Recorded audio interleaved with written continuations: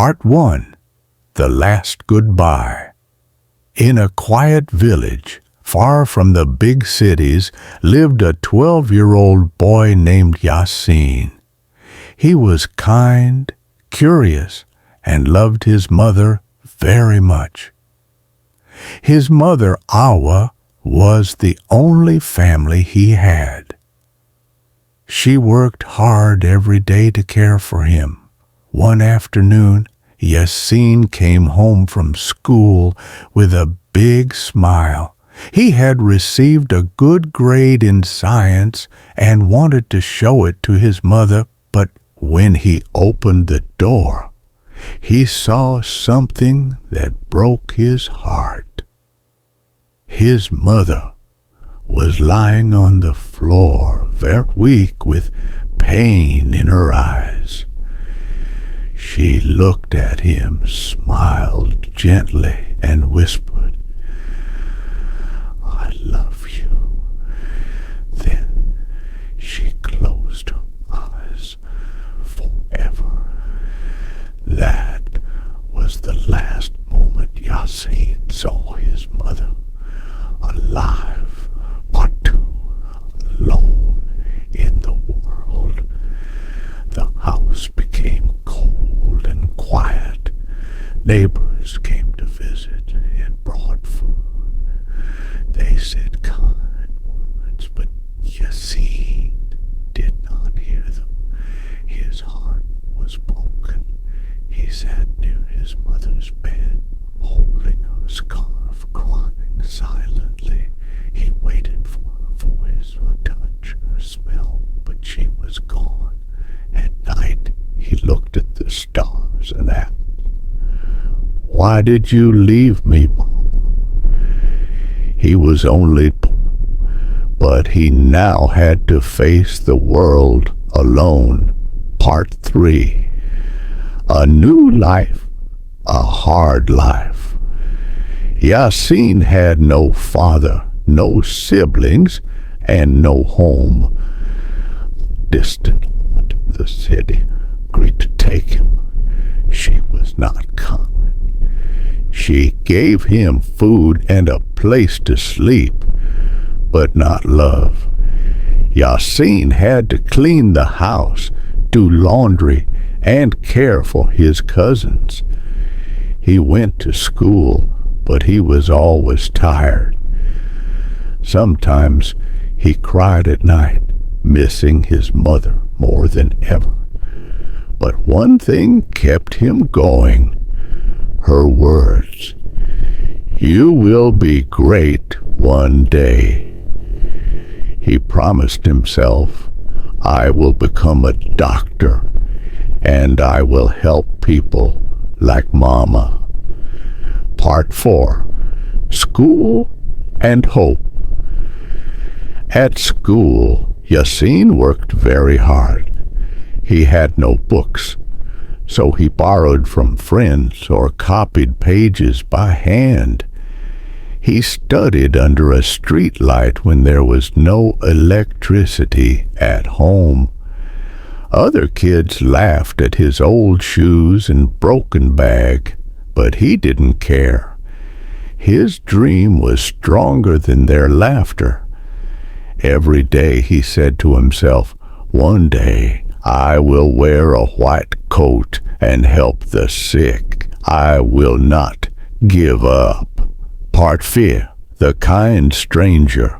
One rainy day, Yacine was reading under a small roof to stay dry. An old man walked by and saw him. The man was a retired doctor named Diallo. He was surprised to see a young boy reading a medical book in the rain. He sat next to Yacine and asked about his story. Yacine told him everything. Dr. Diallo was touched. From that day, he began to help Yacine. He gave him books, food, and sometimes money for transport. More than that, he gave him hope. Part 6. first big exam. Time passed. Yacine was now in middle school. He studied day and night. His aunt did not care about his exams. She made him do chores even during his study time. But Yacine did not stop. When the national exam came, he went with no sleep and an empty stomach, but a strong heart. Weeks later, results came out. Yacine was the top student in his school. The teachers clapped. He smiled for the first time in a long time. Part 7.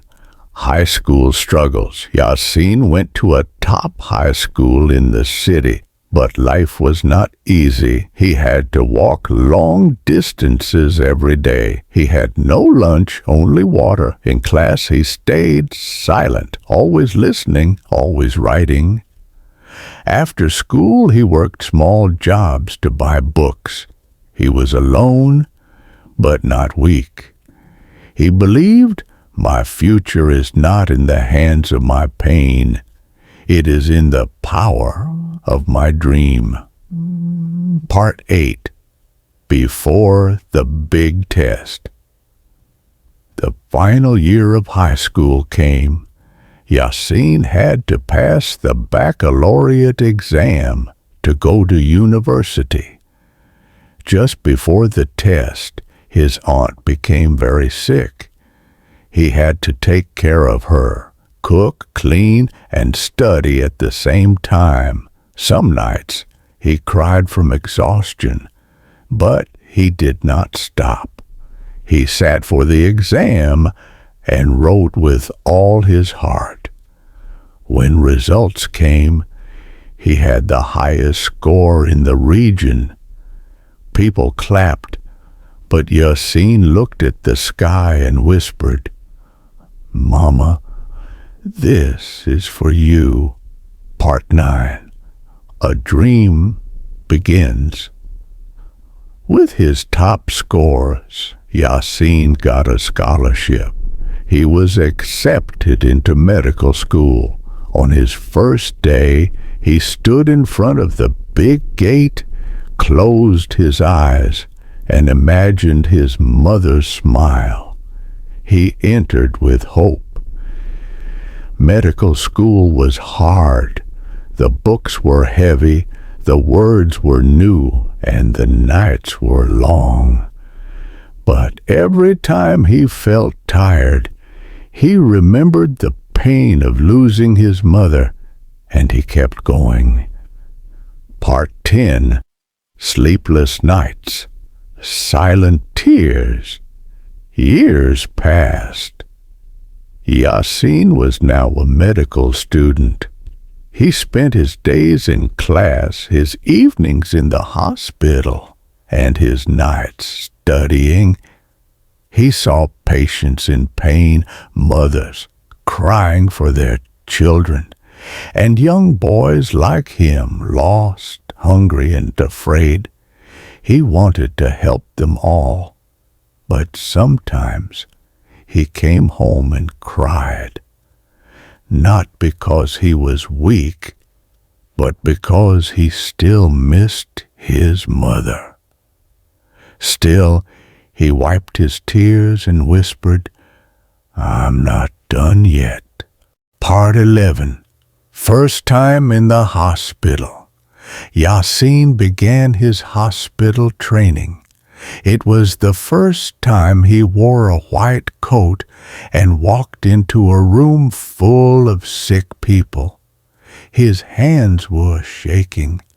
His voice was soft, but his heart was full of courage.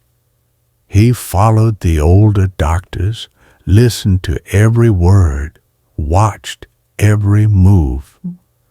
One day, he saw a young boy crying alone in a hospital bed. His mother was dying.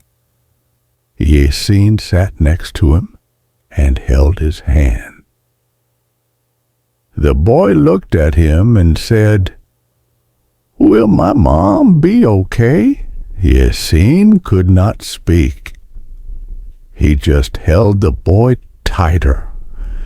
That moment reminded him of his own pain, and it made him even stronger in his mission.